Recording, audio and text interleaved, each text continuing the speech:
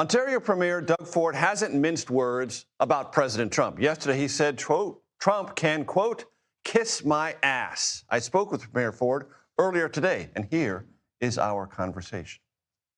Mr. Premier, we're not dainty around here with direct quotes. You called President Trump a dictator, a bully, and he said he can kiss your ass. Do you regret any of those comments? Want to apologize for them? No, not at all. I stand by those comments. He can throw the punches out and the insults, and I think it was a little heated yesterday. I think we have to get back to the table, Major, and focus on jobs in the U.S. and in Canada. We're the two closest friends, allies, and each other's number one customer. So that's what I'd like to focus on. What about this suggestion from the president to rename Lake Ontario Lake America?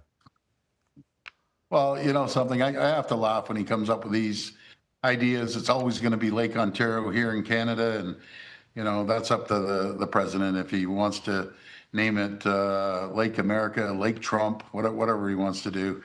That's his prerogative. So the tariffs announced today by the Canadian government set to go into effect September 8th. That means there's room, quite obviously, to negotiate a way out of this. What does that look like?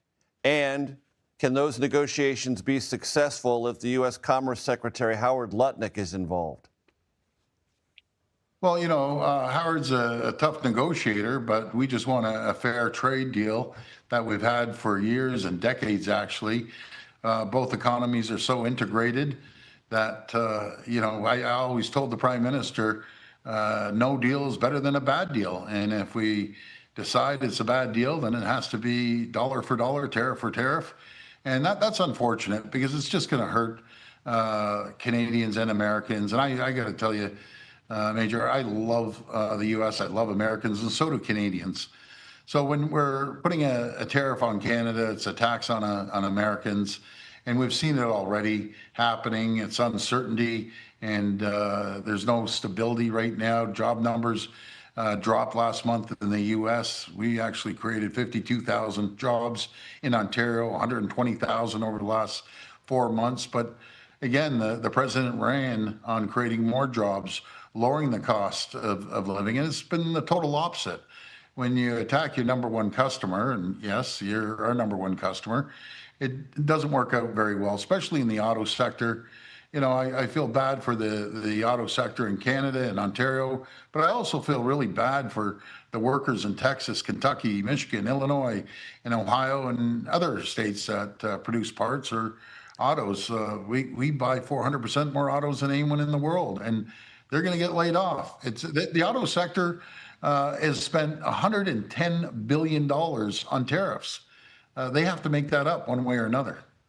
And is this, in the end, Mr. Premier, all about a disagreement that was entered into late in these negotiations over large trucks and SUVs? Yes, I would say so, but there's a combination. President Trump and Howard Lutnick kept changing the goalposts, and we thought you'd have a deal, then they changed it again and again and again. So, that's unfortunate. We need to have a fair deal for both countries. I believe in Fortress North America. Let's put a ring around North America and create more jobs, more opportunities, more certainty. He's treating us, like we're communist China here. We're the closest friends and allies that the U.S. has anywhere in the entire world, and I want to keep it that way. So that's what we're going to be focused on. Hopefully, let me, Mr. Premier, with your permission, let me give some statistics to my audience. I know you're familiar with them, but my audience might not be. 3/4 of Canadian exports go to the United States. That's 25% of your GDP. 40% of Canadian small businesses say they will be affected by these new tariffs, and a third of those small businesses surveyed said they expect sales to drop 50% or more if these tariffs go fully into effect.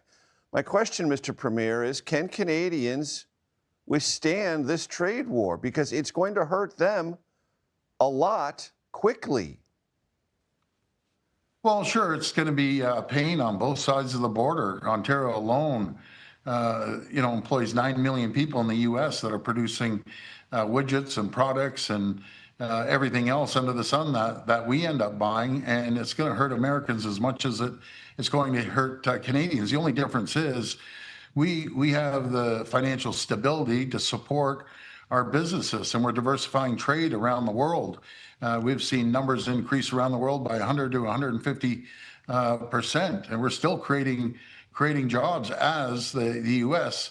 Lost jobs last month, and again, it's going to hurt both sides of the border. But we don't have the $40 trillion debt. We don't have problems with our bonds.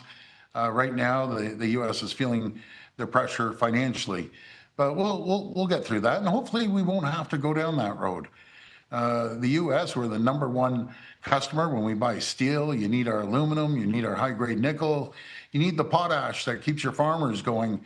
90% of it goes down to the U.S. You need our 4.1 million barrels a day of oil that we ship down there, the uranium that gets into the U.S. So, and not to mention the electricity that we keep the lights on in businesses. And to that point, Mr. Premier, you have suggested that one of the ways Canada might retaliate is to cut off energy supplies, power to Americans. Is that going to happen?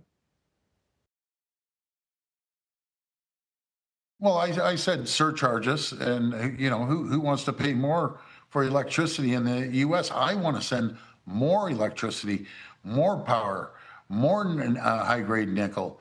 That's what Canadians want to do, and support the U.S. Or they have the alternative, the president. He can deal with his good buddies China and Russia, and we'll see what happens.